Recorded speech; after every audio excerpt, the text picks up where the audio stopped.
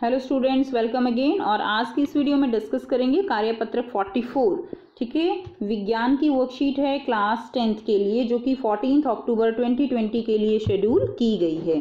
Topic हमारा बेटा chapter 5 continue है, तत्वों का आवर्त वर्गीकरण। लास्ट वर्कशीट में हमने न्यूलैंड का जो अष्टक सिद्धांत था उसके बारे में पढ़ा।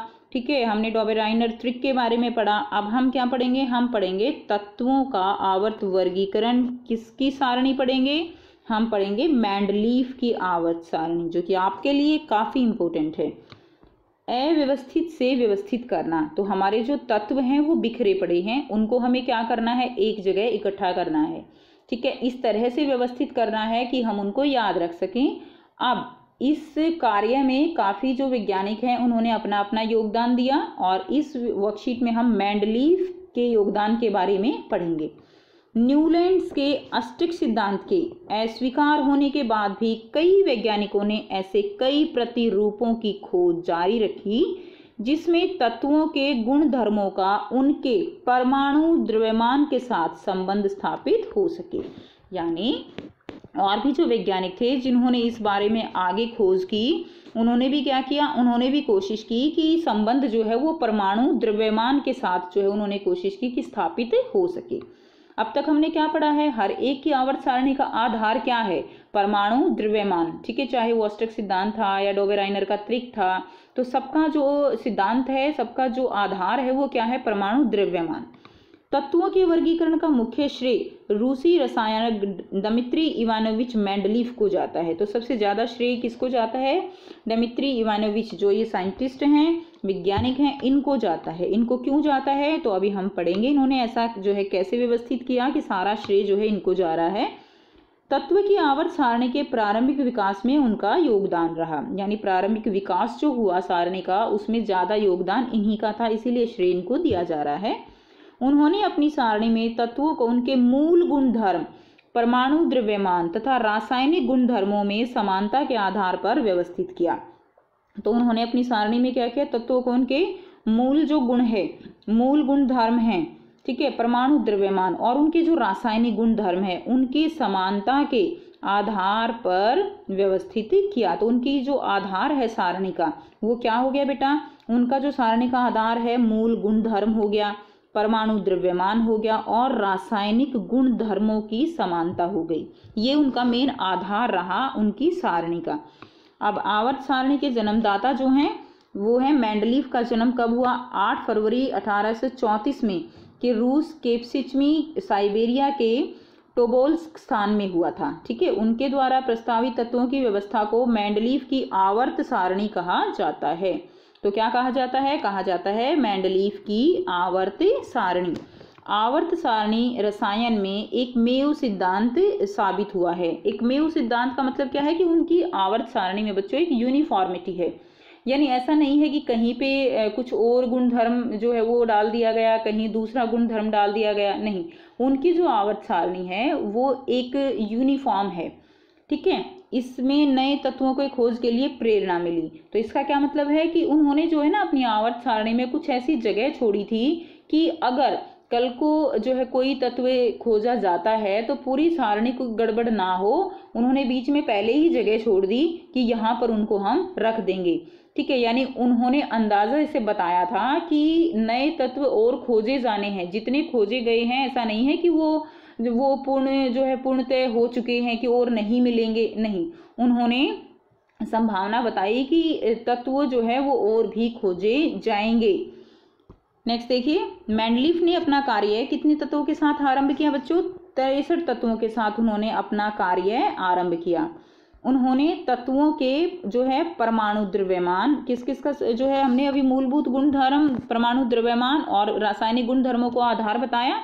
तो उन्होंने तत्वों के परमाणु द्रव्यमान, उनके भौतिक एवं रासायनिक गुणधर्मों के बीच उनके संबंधों का अध्ययन किया था।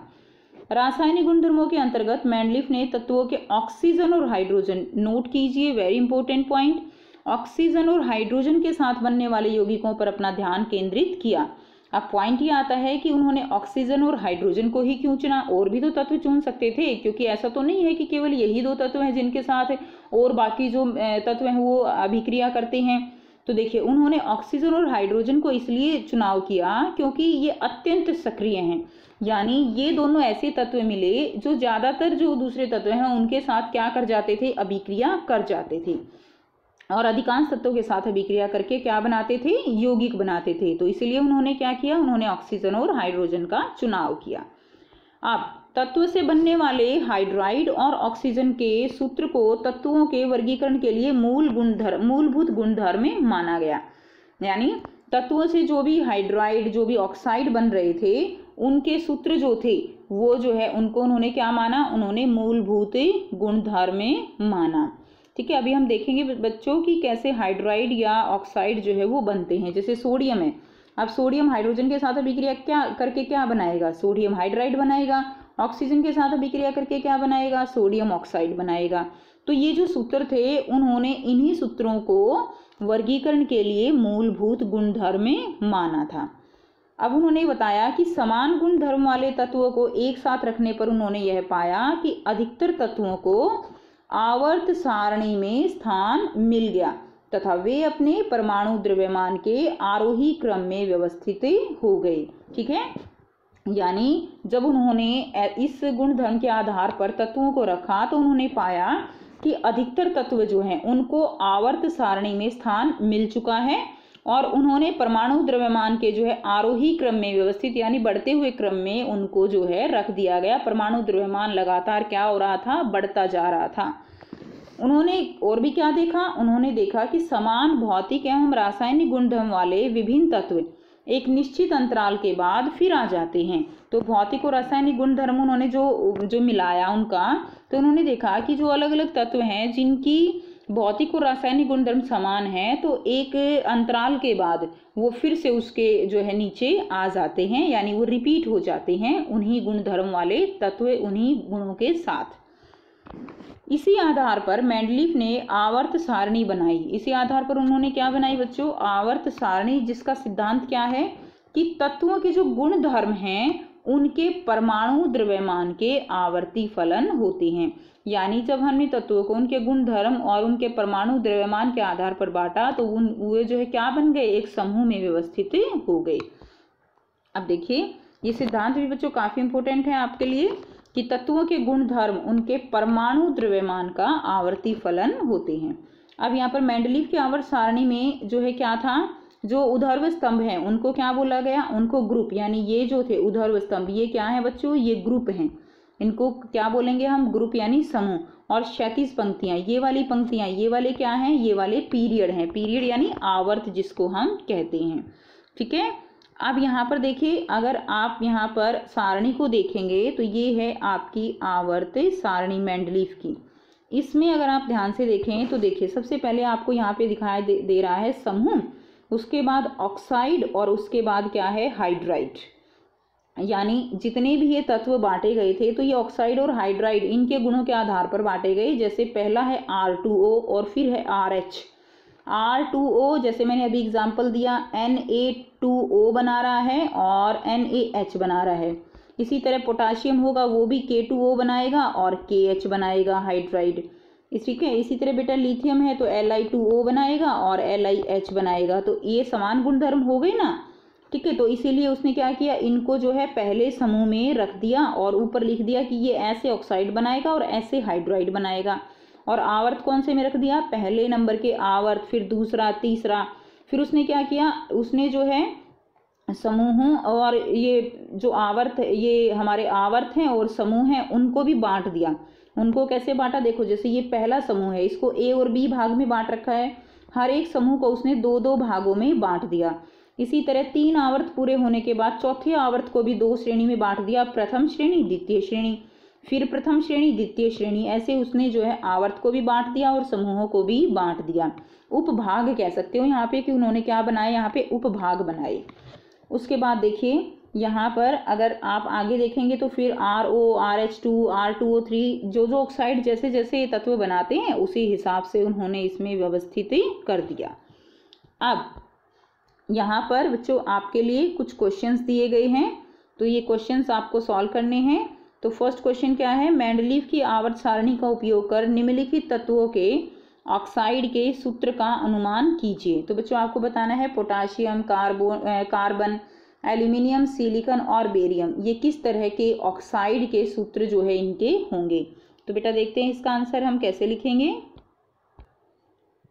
सो ये होगा बेटा आपका फर्स्ट क्वेश्चन का आंसर। तो देखिए इसमें पोटाशियम है ना, पोटाशियम कैसे बनाएगा, K2O।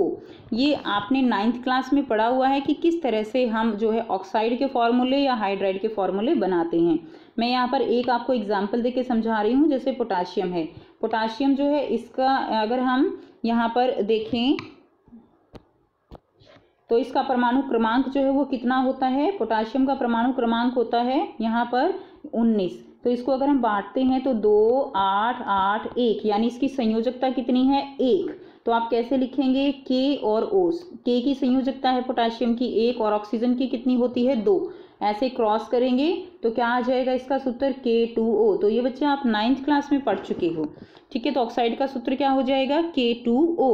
इसी तरह अब देखिए कार्बन जो है, कार्बन ऑक्सीजन के साथ जो है ऑक्साइड बनाएगा, क्या बनाएगा, फॉर्मूला क्या होगा, CO2। एल्यूमिनियम बनाएगा Al2O3, ठीक है। इसी तरह SiO2, सिलिकॉन जब बनाएगा तो क्या बनेगा, SiO2।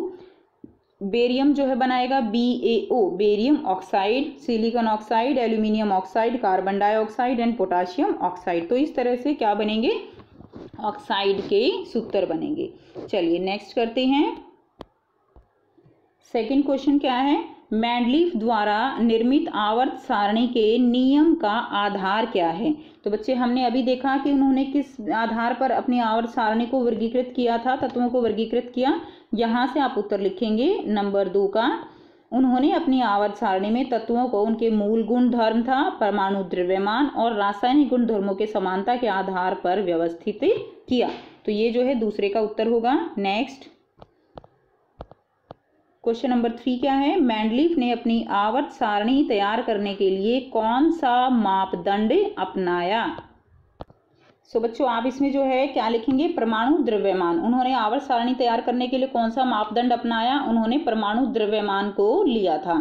तो यहाँ पर आप लिखेंगे मैंडलीफ ने अपनी आवर्त सारणी तैयार करने के लिए परमाणु द्रव्यमान जो है वो मापदंड अपनाया। या आप यहाँ पे ये भी लिख सकते हो कि तत्वों के गुण धर्म उनके परमाणु द्रव्यमान के आवर्ती फलन होते हैं। ये भी उनका क्या था, यही उनका मापदंड था। अब देखिए नेक्स्ट क्वेश्चन क्या है, मैंडलीफ ने तत्वों के ऑक्सीजन एवं हाइड्रोजन के साथ बनने वाले यौगिकों पर अपना ध्यान केंद्रित क्यों किया। तो बच्चों हमने अभी देखा था कि उन्होंने हाइड्रोजन और ऑक्सीजन को ही क्यों लिया। तो यहाँ से आंसर है रासायनिक गुण धर्मों को जो है उन्होंने ऑक्सीजन एवं हाइड्रोजन का इसलिए चुनाव किया क्योंकि वे अत्यंत सक्रिय हैं और अधिकांश तत्वों के साथ यौगिक बनाते हैं। तो ठीक है, ये जो है नंबर 4 का यहाँ से आंसर हो जाएगा। अब देखिए नंबर 5 क्या है, वाक्य पूरा करना है। मैंडलीफ की आवर्त सारणी में ऊर्ध्व स्तंभ को क्या कहते हैं। तो ये है ऊर्ध्व स्तंभ ग्रुप कहलाते हैं और क्षैतिज पंक्तियों को हम पीरियड या आवर्त कहते हैं। तो ये एज इट इज ये लाइन गिवन है, तो यहाँ से आप जो है इसका उत्तर लिख लीजिए। तो ये थी बच्चों आपकी आज की वर्कशीट। आई होप बेटा आपको वर्कशीट क्लियर है। कोई भी प्रॉब्लम है तो आप कमेंट करके पूछ सकते हो। वीडियो अच्छी लगी तो लाइक शेयर जरूर कीजिए, चैनल को सब्सक्राइब कीजिए and thanks for watching. Have a nice day.